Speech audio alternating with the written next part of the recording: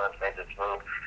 Miami was just not the right fit for Ozzy, and Ozzy was not the right fit for Miami. So I think that Miami Marlins are, still recovering from all that has happened this season, but I think they're heading in the right direction, slowly but surely. And the first step was firing Mr. D. Where did the Miami Marlins move on from this, as they were the worst team in the NL East at 69-93, their worst record since 1999. Who's going to be the next manager? Who's going to step up, and how do they move on? Well, it all starts with pitching for this team. Pitching was the big problem. Josh Johnson wasn't what he was in years past, but I really do think he's going to have a rebound year if Miami elects to keep him this offseason, as well as Mark Burley. Mark Burley's playing his first year in the National League. Had some trouble getting accustomed to National League hitters, but down the road, he had a couple of good starts, and hopefully for the Marlins that translates into good stats for Burley next season. Also, they acquired a young pitcher by the name of Jacob Turner in a deal that sent Anibal Sanchez and Omar Infante to the AL champion Detroit Tigers. They also were able to acquire the hard-throwing Nathan Eovaldi from the Dodgers in the deal that sent Hanley Ramirez and Randy Choate out to Los Angeles. So certainly the Marlins rotation has a lot of potential. Right now, it's just the bullpen. He was not a fit in Miami. They already got rid of him. They traded him to Arizona earlier this past weekend, and they were able to free up space for the salary there. So I wouldn't be surprised to see them go get a couple of arms to help them in the bullpen, which a place they really struggled last year. Heath Bell had a terrible ERA. I believe he blew 8 or 9 saves last year. You just can't be having that if you're a team that's just struggling to get to the 500 mark. So certainly I think that the bullpen is going to need to improve. There's some glimmering hope on the pitching side of the baseball, but that's not a sure thing. And offensively, you really don't know where you're going with this team. You have some good young players in Chris Coughlin and Logan Morrison, but you've also gotten rid of guys like Gabby Sanchez and Hanley Ramirez, and now you got to build up a whole new infield around Jose Reyes. So certainly it's going to be a challenge for Miami to contend next 2 or 3 years, but if it's building up a strong minor league system that can finally get to the major leagues one day, they might have a chance to compete in the National League East, but certainly not anytime soon. Do you think Ozzie Guillen made a mistake about going to Miami? Because this is what he had to say in September. That was a very, very hard situation for me and the people around me. It was maybe the worst thing I ever did. What do you think he meant by that? And just what did you think he meant by that? Well, I honestly think that he regrets leaving Chicago. Obviously, Chicago didn't make the playoffs either, but they were in first place for a good 4 months there, it seemed like, until Detroit came storming in, and of course now they are in a position to win a World Series. They're only 4 wins away from that. Game 1 starting tomorrow in San Francisco, but certainly I think that Ozzie was a lot more happy in Chicago. His fans loved him in Chicago. He loved Chicago. I know he did have some problems with the general manager, Kenny Williams, in Chicago, which ultimately led to their divorce of Guillen as manager, but I do believe that Guillen thought it was a mistake by taking on everything that has been going on in Miami with all new players, the new revenue, the new jerseys. All the hoopla about the Miami Marlins was just too much for a guy like Ozzie, and it was just bad for the Marlins to throw Guillen into the middle of all that. And when he left Chicago, do you think he made a huge mistake? Because this is what happened after he left Chicago. Some 24 hours later, he sealed a 4-year deal with the Marlins. And do you think that he pushed the gun too early? I think he did, but I think he saw it as an opportunity where, hey, this team in the Marlins are looking to compete right away. They're going to spend big money this offseason, and they're going to be a player in the National League East. And if I go from Chicago to Miami and resurrect this Marlins franchise, I might go down as a legendary manager, one of the best managers of all time. He already has a World Series victory under his belt back in 2005. So certainly Ozzie Guillen is a storied manager already. He already has some great seasons under his belt. He is not a bad manager, but he's just a manager that has a big ego. And if you're a player with a big ego, such as Hanley Ramirez was, those two really don't go well together. And that was the a big problem in Miami this year. There were too many guys with egos. Can't forget Giancarlo Stanton, the great player that he was. Logan Morrison, Chris Coslin, like I said earlier. So, I mean, I just don't think that it was a good fit ever for Ozzie Guillen to come to Miami. It was just too much for him. The whole city had a TV show called The Franchise for the Marlins on a Showtime special. I just think adding Ozzie Guillen into the mix into Miami was just made it worse from the beginning, and the Miami Marlins never were relevant in the 2012 Major League Baseball season. Yeah, they never really fit in. You know, they got a brand new team. They just didn't. When you have a new team, it's really hard to get to know everybody. You have to kind of be with the team for a long time. And, you know, the Miami Marlins, they traded Hanley Ramirez to the Dodgers. We have to remember that, too. So they lost a really good player out of the Miami Marlins, but it was probably good enough. They were going to do bad anyway. Yeah, definitely. I mean, Hanley Ramirez was their franchise. You know, Miami, he won a batting title back in 2007, I believe, with the Miami Marlins. You know, he was the face of their franchise, but he had just had a bad last 2 seasons. He wasn't happy in Miami. He wasn't hustling down the line anymore like he did in the first part of his career and when he was a little bit younger. He kind of built up that ego a little bit too much, and adding that in along with Ozzie Guillen, it just was not a good combination for Hanley Ramirez. And I think the Marlins and Hanley Ramirez were happy with what happened. The Marlins got a pretty good package back for Hanley. They got all the money that Hanley was owed for the rest of his contract off their hands. The Dodgers now have to pay that.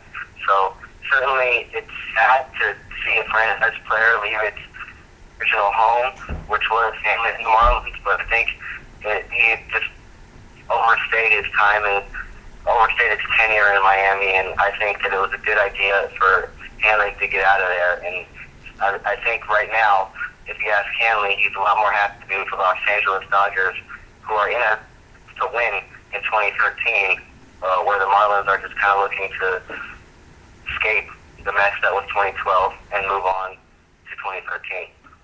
I have to agree with you on that. Now let's move on to Boston.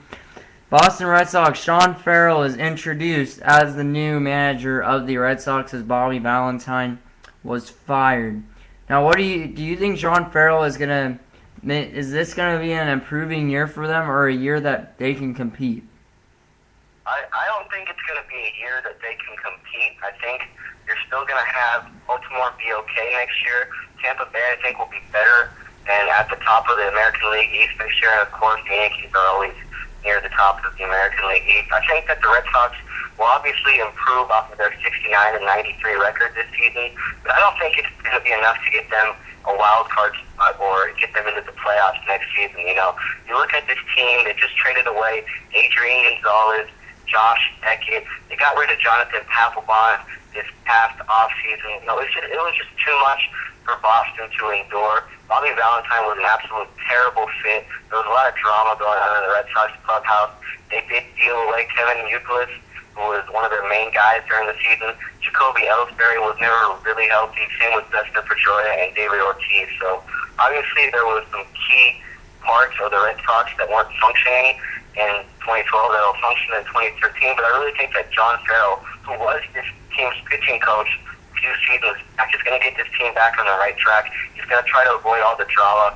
He's going to try to avoid all the distractions from the media. And I think the Red Sox will be able to turn it around and get close to the 500 mark come next season. And this is what Red Sox President and CEO Larry Lucchino said. We could see John Farrell as the next great manager of the next great Red Sox team. It's both a short-term fix and a long-term fit as well. What do you think of that quote from the Red Sox president? Well, I certainly think that, that's correct. And Bobby Valentine just didn't belong in a city like Boston. And Boston are going to get criticized heavily, do badly, and Bobby Valentine just frankly didn't handle it. Bobby Valentine has never really been a good major league manager. You look at his past, specifically with the New York Mets, he never got them anywhere. He never won anything with New York. He really just was an old guy with a smart mind, but does not fit to be be a major league manager at this point in time, and he's pretty old. Let's face it. And I don't know if he'll ever be a major league manager again. And frankly, I'd be surprised to see him get back into the game. I'd expect him to go back to being an analyst on ESPN or something of that sort. John Farrell just brings a whole new perspective to the Boston Red Sox organization. He's pitching based. I thought he was a fantastic coach for the Toronto Blue Jays. He brought some winning seasons up the border to the Jays, and I certainly think that Boston will be in a position to contend, not this next year, but in 2014 for sure. Yeah, I agree with you on that. I think John Farrell is going to be a good fit for the Red Sox. Now let's move on here to a trade already early enough, as the Diamondbacks trade Chris Young and they also in cash considerations to Oakland for infielder Cliff Pennington and infielder Yorba Cabrera. Then traded Cabrera to Miami for Heapel and cash considerations. Who got the best of this trade? I'm going to have to go surprisingly with the Arizona Diamondbacks. Despite that Heapel is in his mid-30s and he's not getting any younger, he really succeeded in the National League West for so many years with the San Diego Padres as their closer. Now, he's not going to be stepping right away into a closer role in Arizona if J.J. Putz is healthy. J.J. Putz has done a very good job closing games out in Arizona the last couple of seasons, but I think it's another good arm to add to that Arizona bullpen. You know, Arizona has a good young pitching staff with guys upcoming like Patrick Corbin and Tyler Skaggs, and of course Trevor Bauer, who was a first-round pick not too long ago. And you add him to an already star-studded rotation that includes Ian Kennedy and Daniel Hudson. So certainly a strong rotation on the front for the Diamondbacks. But the problem with Arizona in staying in it last year was that their bullpen just couldn't hold leads. And I really think the Heapel can have a lot more success on the West Coast. You know, I think a big part of the Heapel's struggles this year wasn't only the new environment. His whole family was back on the West Coast, and I'm sure that had a big effect on him because he had spent so many seasons in San Diego going home to his family each and every night that it felt a little bit weird in Miami when he only saw his family a couple of times during the regular season and, of course, during summer as well. So I think certainly Heapel and the Arizona Diamondbacks won this trade. Now, I think Chris Young going to Arizona is an upgrade a little bit over Coco Crisp, and I'd expect Coco Crisp to now be on the trade block for the Oakland Athletics. But, you know, Chris Young is a guy with shady power. He hits well at hitters' ballparks. Oakland is not a place for hitters unless your name is Josh Reddick. So certainly I think Young isn't going to put up the numbers he has been putting up with the Arizona Diamondbacks, but I think he's a solid addition in center field for the Oakland A's. Now, how the Oakland A's look with this trade? I know Oakland, they just, as you said, this could be trading here for the outfield. And I know that outfield has, outfield's going to be pretty good depth with Giovanni Cespedes and Josh Reddick, but when you see Coco Crisp was one of their best leadoff hitters. Do you think Chris Young can replace him? I don't think he can replace him in the leadoff aspect of the game, but certainly I think Chris Young is going to put up power, and that's what Oakland, despite the great numbers that Moss, Gomes, and Cespedes put up, lacks. I believe that Oakland just needs as much power as they can get in that ballpark, that big ballpark that a lot of hitters have trouble hitting the ball out of. So certainly I think it's something that Billy Beane felt he needed to do. He felt he needed an upgrade for power in center field because despite the great year that the Oakland has had in winning the American League West, it's going to be very tough to do it again next year, going up against the Angels and Rangers and an improving Seattle Mariners team. So certainly Billy Beane understands that it's going to be very tough to compete in the American League West next year. And, you know, we were so surprised that the A's made the playoffs this year. I'd be surprised if they made it next year as well because, you know, the Angels got off to such a poor start that it was so hard for them to rebound from that. And Texas just absolutely choked at the end of the season. You don't expect that to happen from them again. So a lot of things went right for the A's, and I don't know if that's going to happen again next season, but certainly Coco Crisp, I don't expect them to be an Oakland A come 2013. Interesting prediction on that one. And before you go, predictions, who's going to win the World Series, Detroit or SF? Well, I got to tell you, I'm going to the Giants, but I'm going to say Detroit in 6. You know, Detroit just has a great balance, you know. San Francisco